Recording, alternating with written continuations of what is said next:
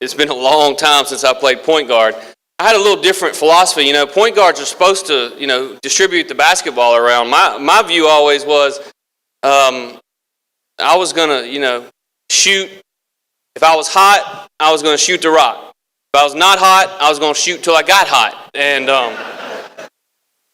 sometimes that turned out well. Sometimes it didn't turn out so well. But thank you all for being in your Mississippi Capitol today.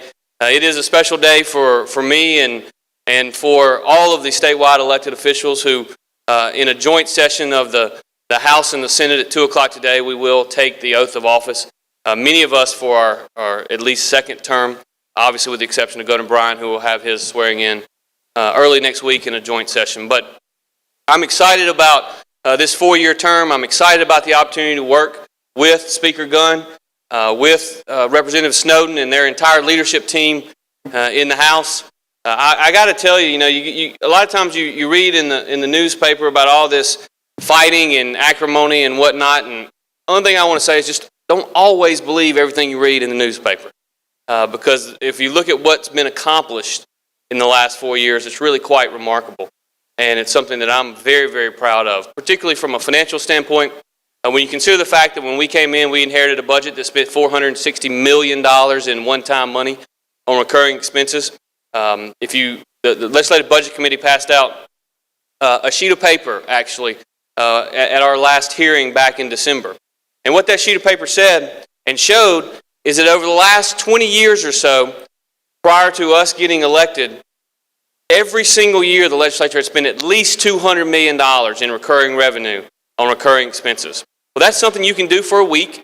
It's something you might can do for a month. You might even get away with doing it for a year, but it is not sustainable long term. And so we went to work fixing that, and I'm happy to tell you that in the last 2 years, we actually have a truly balanced budget that only spends recurring revenue on recurring expenses. We actually have filled up our rainy day fund to have 7.5% of our annual operating budget set aside for a rainy day. And this is not something that is unique to what we do. You do it in your local businesses every single day and every single year because you have to be prepared. Well, now your state government is prepared as if we were running a small business, which in fact we are. We've got a lot of challenges, but I want to put them in perspective. Obviously, we're going to see revenue growth year over year this year.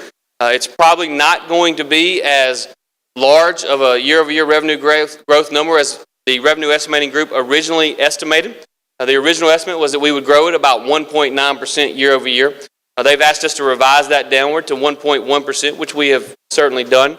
That 0.8% difference is going to mean an approximate $40 to $50 million potential budget shortfall in the current fiscal year. We've got a lot of ways in which to manage that. But just to put it in perspective, that's still less than 1% of our total general fund equivalent budget. And so it's a very manageable number, and I know that the Speaker and the Chairman of Appropriations in the House and the Chairman of Appropriations in the Senate and Governor Bryant will sit down, and we've already sat down several times. We'll continue to meet and come to a consensus and agreement on a way in which to deal with that potential shortfall because that's what we get elected to do. We're also, as Scott mentioned, going to work this year to continue to improve our overall business climate. We want to ensure that when we have taxes on the books that Louisiana doesn't have and that Arkansas doesn't have and that Tennessee doesn't have and that Alabama doesn't have, taxes that put us at a competitive disadvantage when we're trying to recruit business and industry into our state, but also taxes that put you at a competitive disadvantage. Because what you know is that any tax that you have to pay that your competitor in Louisiana doesn't have to pay and you're trying to compete for business, you're at a competitive disadvantage. And we don't want a business climate in our state in which our small business owners are naturally at a competitive disadvantage. So we're going to work to find ways to eliminate those disadvantages, to highlight the advantages that we have, because what we know for sure is that if we're going to see long-term economic prosperity, we must have a business climate that encourages capital investment, not one that discourages it. Also, if we're going to see long-term economic prosperity, we must improve the educational attainment level of our citizens. I believe firmly that everybody in this legislature, all 174 members of the House and the Senate, want to improve the educational attainment level of our citizens.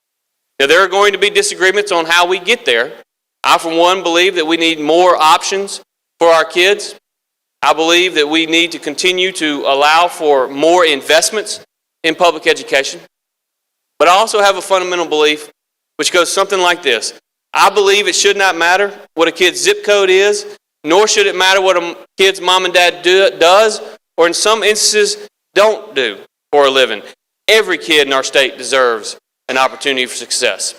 And so every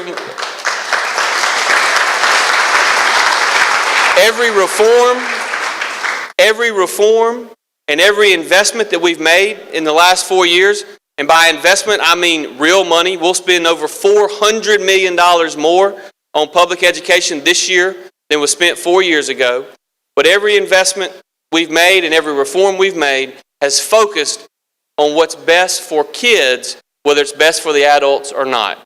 And my commitment to you is we're going to continue down that path to ensure that we're getting more money in the classroom, less money in the district office, so that every kid has a quality teacher at the front of that classroom, because we believe that the most important thing that we can do is ensure that there's a quality teacher in every classroom, because that's the best way for every kid to get a quality education.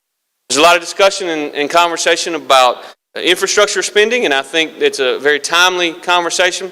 I, for one, support significantly more resources going to infrastructure spending in our state, and we're going to work with our friends in the House and the Senate, work with the governor's office, as well as with those of you in the business community, to try to find ways to ensure that we are maintaining what we have built, because it's certainly not a reasonable or strong business practice to do anything otherwise than that. And so we look forward to working over the next 3 to 4 months to start that process to ensure that we protect our capital assets, because any good businessman would want to do just that. So again, I want to thank all of you for being here today, but I also want to thank you for your help. Over my campaign last year, I see so many people in this room that were helpful to me as I traveled around the state, helpful to ensure that we maintain our supermajority in the Mississippi Senate with good, strong, solid, conservative leaders. And it would not have been possible for us to have the election successes were it not for your help, many of you in this room making significant sacrifices to be helpful. So thank you for that, and let's continue to work together to make Mississippi a better place to invest capital, a better place to create jobs, and an even better place to raise a family. Thank you all.